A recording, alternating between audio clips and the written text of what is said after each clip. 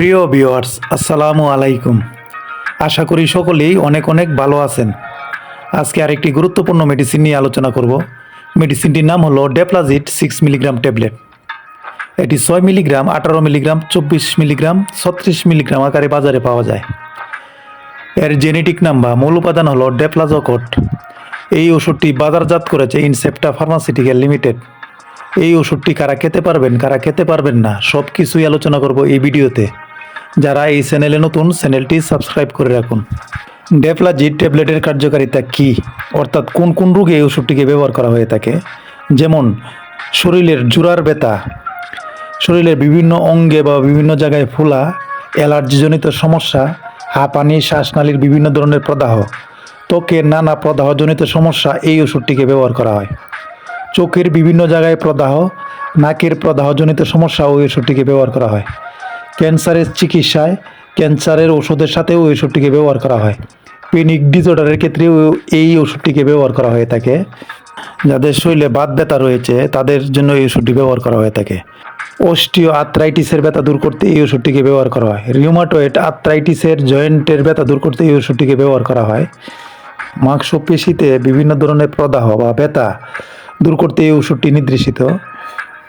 শরীরের যে কোনো প্রদাহ বা যে কোনো ব্যথায়, যে কোনো অস্থিরতার জন্য এই ওষুধটিকে ব্যবহার করা হয়ে থাকে। এই ওষুধটি আরও যেসব ক্ষেত্রে ব্যবহার করা হয়ে থাকে, যাদের অ্যাজমা, শ্বাসকষ্ট, পেটে আলসারের সমস্যা, চুলকানি বা বিভিন্ন ধরনের ওষুধের সাথে এই ওষুধটিকে ব্যবহার করা হয়ে থাকে। যাদের দাউদ, একজিমা প্রকট আকারে বৃদ্ধি পাচ্ছে তাদের ক্ষেত্রে এই ওষুধটি দেওয়া হয়ে থাকে। এগুলোই হলো এই ওষুধের কার্যকারিতা। ডেপ্লাজিট 6 মিলিগ্রাম প্রতি পিস ট্যাবলেটের দাম 9 টাকা 50 পয়সা। এক বক্সে 30টি ট্যাবলেট থাকে। 30টি ট্যাবলেটের দাম 285 টাকা। বাংলাদেশের যে কোনো ফার্মেসিতে এই ওষুধটি পেয়ে যাবেন। ডোজ বা সেবনবিধি। ওষুধটি সেবনবিধি বলতে গেলে বিশেষ করে যারা প্রাপ্তবয়স্ক তাদের ক্ষেত্রে দৈনিক 2টি করে ট্যাবলেট সেবন করতে হবে। সকালে একটি, রাতে একটি, খাবারের পর খেতে হবে। তবে রোগের উপর নির্ভর করে ডাক্তাররা ডোজ নির্ধারণ করে থাকে। এই ওষুধটি সেবন করার পূর্বে অবশ্যই একজন চিকিৎসকের পরামর্শ অনুযায়ী ওষুধটি সেবন করা উচিত। পার্শ্ব প্রতিক্রিয়া: বমি বমি ভাব, ত্বক শুকিয়ে যেতে পারে, কোষ্ঠকাঠিন্য, ক্ষুধা মন্দা, পরিপাকতন্ত্রের অসুবিধা, পেটের উপরের অংশে ব্যথা ইত্যাদি। এই ওষুধটির ক্ষেত্রে যাদের অতি সংবেদনশীল রয়েছে তারা এই ওষুধটি সেবন না করাই ভালো। গর্ভাবস্থায় বা স্তন্যদানকালে এই ওষুধটি ব্যবহার করা উচিত নয়।